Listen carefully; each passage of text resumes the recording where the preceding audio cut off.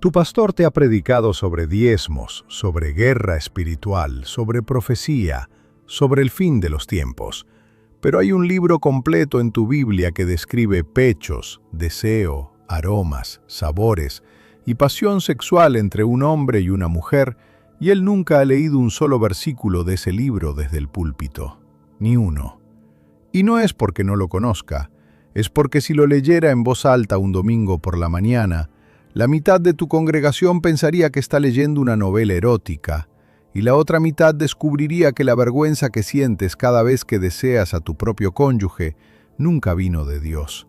Vino de una mentira que lleva siglos disfrazada de doctrina. Lo que estás a punto de escuchar son versículos que están en tu Biblia desde hace miles de años, inspirados por el Espíritu Santo, donde Dios no solo permite el sexo dentro del matrimonio, sino que lo aplaude, lo manda y lo celebra, con una poesía tan explícita que la Iglesia decidió convertirla en alegoría para no tener que explicarla.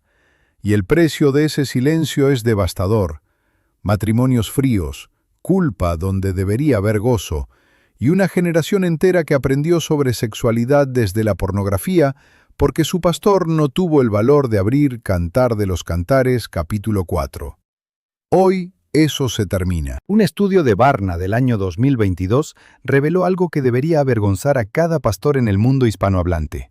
El 61% de los jóvenes cristianos nunca han escuchado un solo sermón completo sobre sexualidad bíblica. 61%. Eso significa que más de la mitad de los creyentes jóvenes están formando su visión del sexo desde la pornografía, desde las series de televisión, desde la cultura secular, o desde la vergüenza religiosa que les inculcaron desde niños, porque la Iglesia decidió que era mejor callar que enseñar.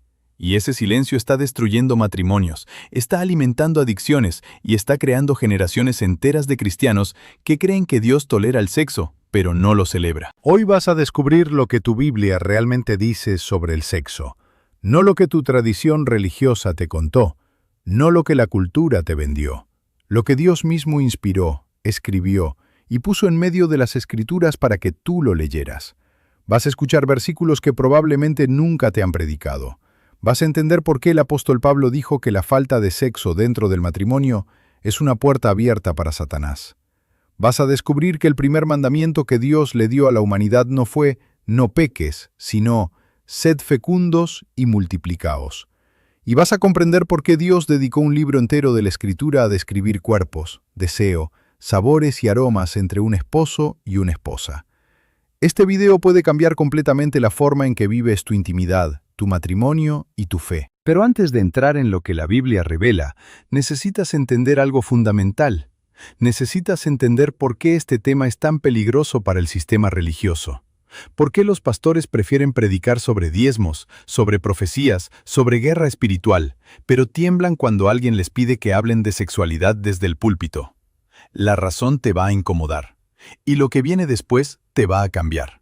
Si este mensaje ya está tocando algo dentro de ti, si sientes que necesitabas escuchar esto hoy, te invito a suscribirte al canal y activar la campanita. Dale like a este video para que más personas atrapadas en esta misma lucha puedan encontrarlo. Y déjame un comentario diciéndome desde dónde estás viendo. Quiero saber que no estamos solos en esta conversación que la Iglesia se niega a tener. Ahora que entiendes por qué este silencio existe, ahora que ves la magnitud de lo que la Iglesia te ha ocultado, necesitas escuchar lo que tu Biblia realmente dice. Porque lo que viene a continuación no es mi opinión. Son versículos que puedes abrir ahora mismo en tu teléfono y leer con tus propios ojos. Abre tu Biblia en Cantar de los Cantares, capítulo 4.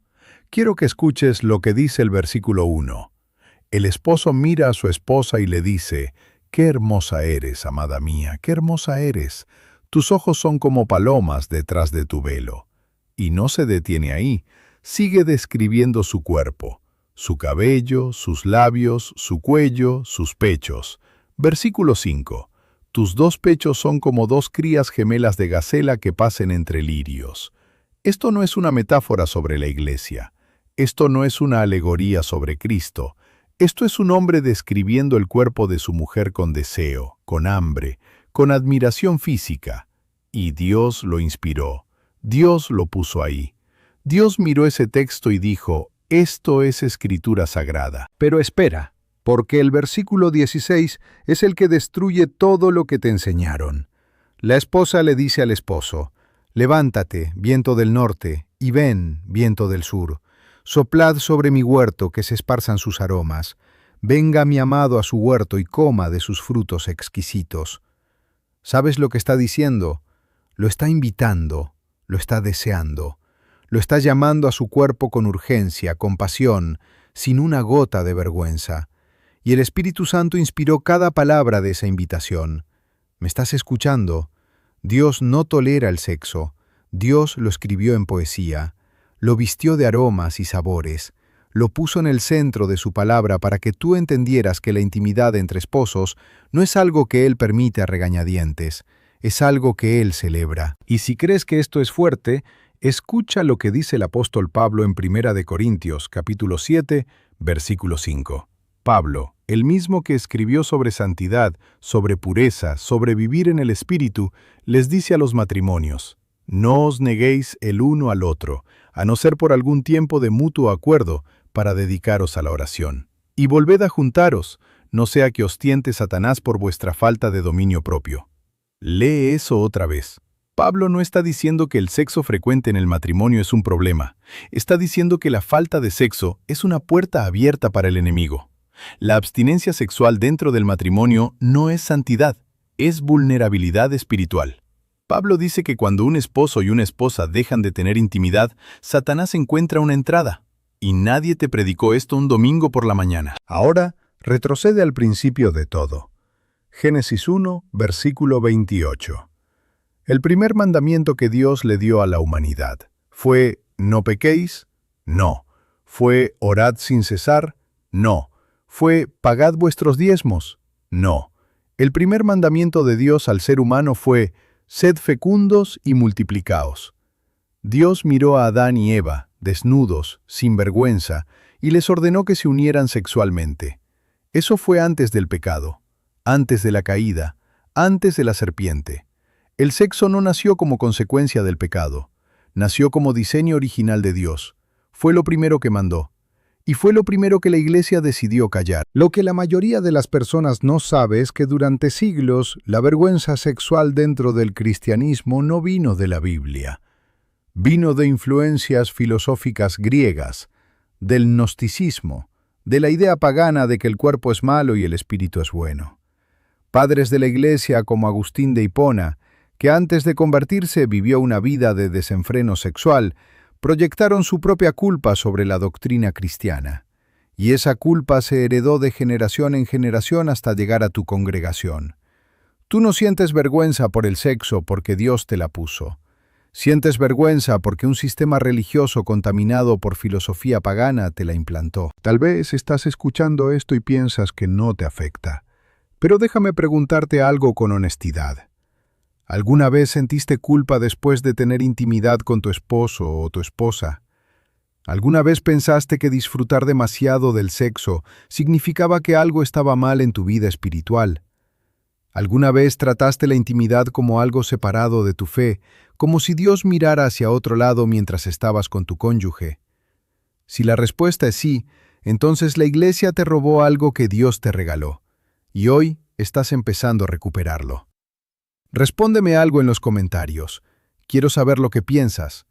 ¿Crees que la Iglesia de hoy habla lo suficiente sobre sexualidad bíblica o está en silencio? Escribe «habla» o «silencio». Quiero ver qué dicen ustedes, porque sospecho que la respuesta va a ser aplastante. Pero entender el problema no basta.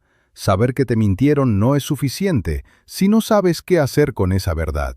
Lo que viene ahora es lo que nadie te enseñó. Cómo vivir tu intimidad matrimonial como Dios la diseñó, sin culpa, sin vergüenza y con el poder de transformar tu relación desde la raíz. El mundo te dice que el sexo es solo placer. La religión te dice que el sexo es casi pecado, pero ninguno de los dos te dice lo que Dios realmente piensa. Y lo que Dios piensa está escrito, con tinta, en tu Biblia. Y hoy lo vas a escuchar aunque nadie más se atreva a decírtelo. Abre conmigo Proverbios, capítulo 5, versículos 18 y 19. Salomón, el hombre más sabio que jamás vivió, Escribe esto bajo inspiración divina.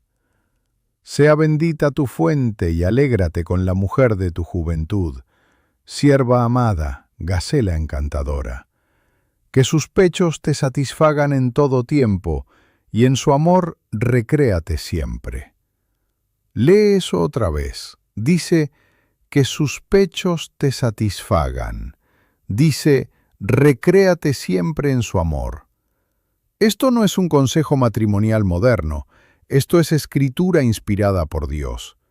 Salomón no está hablando con timidez, está diciendo que el deleite físico, la satisfacción sexual, el gozo del cuerpo de tu cónyuge es una bendición que viene directamente de Dios, no una concesión, no un mal necesario, una bendición.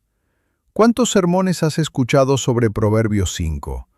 Probablemente te predicaron los versículos sobre la mujer extraña, sobre el adulterio, sobre el peligro. Pero estos versículos, los que hablan de disfrutar, de deleitarte, de que los pechos de tu esposa te satisfagan siempre, esos los saltaron, los ignoraron, como si no existieran, porque la Iglesia sabe predicar el castigo, pero no sabe predicar el regalo. Ahora escucha Hebreos 13, versículo 4. El autor de Hebreos escribe, «Sea satisfecha como la sierva en todo tiempo, honroso sea en todos el matrimonio y el lecho sin mancilla». ¿Escuchaste eso? El lecho matrimonial es honroso, no es tolerado, no es permitido con condiciones, es honroso. Esa palabra en griego es timios, que significa precioso, de gran valor, digno de honor. Dios mira la cama donde un esposo y una esposa se entregan el uno al otro y dice, esto es precioso para mí, esto tiene valor, esto merece honor.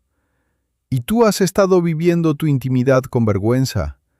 ¿Has estado tratando como sucio lo que Dios declaró precioso? Vuelve conmigo a Cantar de los Cantares, capítulo 5, versículo 1. Después de que la esposa invitó a su amado a su huerto, después de esa invitación apasionada que escuchaste antes, el esposo responde, «He entrado en mi huerto, hermana mía, esposa. He recogido mi mirra con mis especias, he comido mi panal con mi miel, he bebido mi vino con mi leche». Y entonces, inmediatamente después, la voz de Dios aparece en el texto. ¿Y sabes qué dice? «Comed, amigos, bebed y embriagaos de amor». Dios no interrumpe la escena de intimidad para condenarla.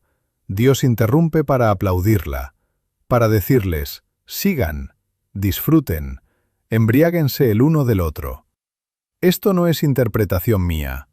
Esto es lo que los comentaristas bíblicos más respetados de la historia, desde Matthew Henry hasta Charles Spurgeon, reconocen. La voz que dice «embriagaos de amor» es la voz de Dios bendiciendo la unión sexual de los esposos. Dios no mira hacia otro lado cuando te entregas a tu cónyuge. Dios mira directamente y dice, «Esto es bueno». Ahora, te enseñaron algo que necesitas desaprender hoy. Te dijeron que Cantar de los Cantares es una alegoría. Te dijeron que en realidad habla de Cristo y la Iglesia. Te dijeron que las descripciones del cuerpo son metáforas espirituales. Pero el texto original hebreo no deja espacio para esa interpretación exclusiva. Los rabinos judíos que custodiaron este texto durante siglos entendían que era primero y literalmente un poema de amor erótico entre esposos. La alegorización excesiva llegó después, cuando la Iglesia, influenciada por el ascetismo griego, necesitó justificar por qué un libro tan explícito estaba en la Biblia. No podían aceptar que Dios celebrara el deseo sexual, así que lo convirtieron en metáfora. Te robaron el significado literal para no tener que enfrentar una verdad que les incomodaba. Esto significa que cada vez que sentiste culpa por desear a tu esposo o a tu esposa, estabas sintiendo una culpa que Dios nunca puso en ti. Significa que cada vez que trataste la intimidad como algo separado de tu vida espiritual, estabas dividiendo lo que Dios unió. No hay zona gris aquí, no hay excepciones. El sexo dentro del pacto matrimonial no es la parte carnal de tu vida cristiana, es parte de tu adoración. Y negarle eso a tu matrimonio no es disciplina espiritual, es desobediencia. Y yo sé que hay alguien viendo esto ahora mismo que no está luchando con este tema personalmente, pero está sufriendo porque alguien que ama está atrapado en una visión distorsionada de la sexualidad. Quizás tu matrimonio se está enfriando porque tu cónyuge cree que desear es pecado. Quizás alguien que amas está destruyendo su relación por vergüenza religiosa. Si ese es tu caso, escribe intercediendo por alguien en los comentarios. Vamos a orar juntos por esa persona. Dale like a este video como un acto de fe por ese matrimonio que necesita ser restaurado. Sé que esto es difícil de procesar. Sé que estoy sacudiendo cosas que llevan años dentro de ti. Pero necesitas entender lo que sucede cuando ignoras esta verdad, lo que sucede cuando un matrimonio vive bajo la sombra de una vergüenza que Dios nunca diseñó. Y lo que voy a decirte ahora es lo que más me duele de todo este tema. Cuando un matrimonio vive bajo una vergüenza que Dios nunca diseñó, algo se rompe por dentro que no se ve desde afuera. No es solo la distancia física, no es solo la frialdad en la cama, es algo más profundo. Es una grieta en el alma que separa lo que Dios unió. Porque cada vez que tratas como sucio lo que Dios declaró sagrado, estás llamando impuro lo que Él llamó precioso. Y esa mentira no se queda en tu dormitorio, se filtra en tu oración, contamina tu adoración. Convierte tu relación con Dios en una lista de reglas muertas donde el gozo no tiene permiso para entrar. Piensa en David. David tenía todo. Era el rey elegido por Dios, el hombre conforme al corazón del Padre, el guerrero que derrotó gigantes, el poeta que escribió los salmos que tú cantas los domingos. Pero David no cayó en adulterio porque amara demasiado el sexo. David cayó porque nadie le enseñó a honrar el diseño de Dios para la intimidad dentro de su propio pacto.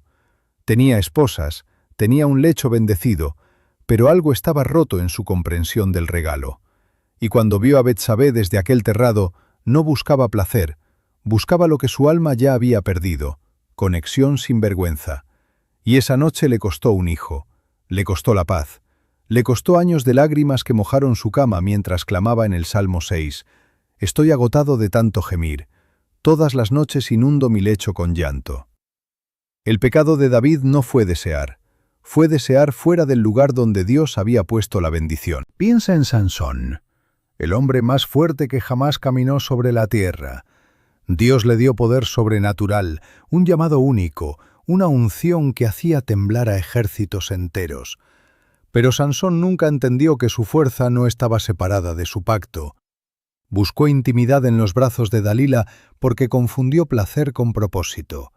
Y una noche, mientras dormía en el regazo de quien lo traicionó, perdió todo: su cabello, su fuerza, sus ojos, su libertad.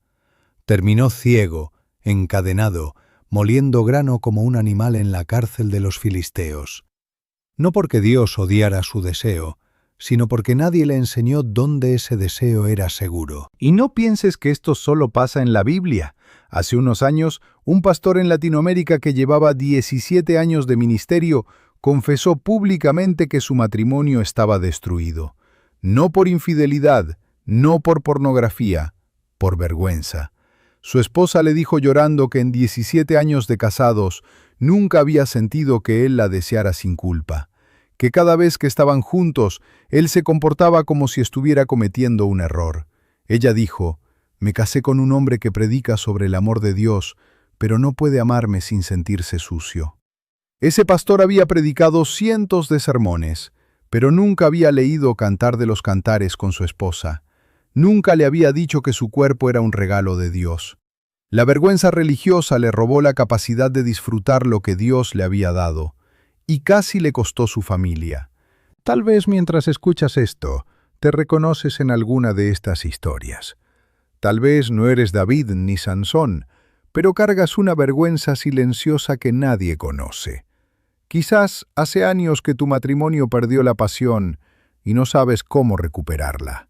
Quizás sientes que algo está roto, pero no puedes hablar de ello porque en tu iglesia este tema no existe. Estás luchando solo, en silencio, y ese silencio te está consumiendo. Si cargas esa lucha en secreto, te invito a hacer algo valiente ahora mismo. En los comentarios, escribe cuánto tiempo llevas viviendo con esta vergüenza. No necesitas dar detalles, solo el tiempo. 5 años, 15 años, toda mi vida. Cuando lo escribes, rompes el poder del secreto. Y cada like que recibas en ese comentario es un hermano o una hermana diciendo, estoy orando por ti. No estás solo. Nunca lo estuviste. La pregunta no es si esto te afecta. Tú ya sabes que te afecta. La pregunta es, ¿qué vas a hacer ahora que lo sabes? Porque la verdad que escuchaste hoy no te permite seguir viviendo igual. Ya no puedes fingir que no lo sabes. Y lo que decidas en las próximas horas puede cambiar tu matrimonio, tu fe y tu vida para siempre. Pero aquí está la verdad que lo cambia todo. No importa cuántos años hayas vivido bajo esa vergüenza, no importa cuántas noches hayas sentido culpa por algo que Dios llamó precioso. Hoy puede ser el último día que esa mentira tenga poder sobre tu vida. Porque la misma Biblia que te mostró la verdad sobre el sexo, también te muestra el camino para ser libre de la vergüenza que nunca debió estar ahí. Lo primero que necesitas hacer es simple pero poderoso. Esta semana, abre Cantar de los Cantares con tu cónyuge. No con un comentario teológico, no buscando alegorías. Léelo juntos, en voz alta, como lo que es, una celebración del deseo que Dios diseñó entre ustedes. Cuando leas esas palabras y sientas que algo se remueve en tu pecho, no lo calles.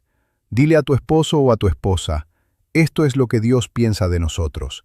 Esto es lo que Él siente cuando nos ve juntos. Esa sola conversación puede romper años de silencio en una noche. Lo segundo es más difícil, pero más necesario. Habla con tu pareja sobre intimidad sexual como parte de tu vida espiritual, no separada de ella. Deja de tratar la cama como una zona donde Dios no entra. Él la diseñó, Él la bendijo, Él dijo que era honrosa. Cuando oras con tu cónyuge antes o después de la intimidad, no estás mezclando lo sagrado con lo profano, estás uniendo lo que siempre estuvo unido. La oración y la pasión no son enemigas, son aliadas en el pacto que Dios estableció. Y lo tercero es lo que más valor requiere. Si tu iglesia nunca ha enseñado sobre sexualidad bíblica, exige que lo haga. Habla con tu pastor. Pregúntale cuándo fue la última vez que predicó sobre Cantar de los Cantares. Pregúntale por qué 1 Corintios 7 se salta en las series de sermones. El silencio no es prudencia. El silencio es lo que está destruyendo matrimonios que podrían ser salvados con una sola verdad dicha a tiempo. Tú puedes ser la voz que rompa ese silencio en tu congregación. Y renuncia hoy, ahora mismo, a toda culpa que no viene de Dios. Si estás dentro del pacto matrimonial, el placer sexual no es tu debilidad, es tu diseño divino, es tu adoración, es tu fortaleza contra el enemigo. Pablo lo dijo con claridad absoluta: volved a juntaros, no sea que os tiente Satanás. Tu intimidad no es el problema, tu intimidad es la solución que Dios puso en tus manos. Escucha lo que dice Hebreos 13:4 una vez más, y esta vez déjalo entrar hasta el fondo de tu alma. Honroso sea en todos el matrimonio, y el lecho sin mancilla. Dios mira tu matrimonio y dice, esto es honroso. Dios mira tu intimidad y dice, esto es puro. No porque tú lo merezcas, sino porque Él lo diseñó así. Y lo que Dios llama honroso, ningún hombre, ninguna tradición, ninguna religión tiene derecho a llamarlo vergonzoso. Hoy tienes una decisión. Puedes cerrar este video y seguir cargando una vergüenza que Dios nunca te puso. O puedes soltar esa cadena ahora mismo y empezar a vivir tu matrimonio como Dios lo soñó desde el principio. Si decidiste por la libertad, haz esta oración conmigo en voz alta. Señor Jesús, hoy renuncio a toda vergüenza que no viene de ti. Renuncio a cada mentira que me enseñó que mi deseo por mi cónyuge era sucio. Te pido perdón por haber llamado impuro lo que tú llamaste precioso. Hoy recibo tu verdad. Mi matrimonio es honroso, mi intimidad es santa, mi cuerpo y el cuerpo de mi cónyuge son regalo tuyo. A partir de hoy, voy a vivir mi intimidad como tú la diseñaste, sin culpa, sin vergüenza y para tu gloria. En el nombre de Jesús. Amén. Si hiciste esa oración, escribe «Soy libre» en los comentarios. Cuando veas el comentario de otro hermano o hermana que también declaró su libertad, déjale un like. Ese like es tu bendición sobre su matrimonio. Si ya fuiste liberado de esta vergüenza en el pasado, deja tu testimonio. Tu historia puede ser la llave que abra la prisión de alguien más. Y si conoces a una pareja que está sufriendo en silencio, comparte este video con ellos hoy. No mañana, hoy. Porque cada día que pasa en vergüenza es un día robado de la bendición que Dios ya les entregó. Recuerda esto. Dios no creó el sexo y luego se avergonzó de él.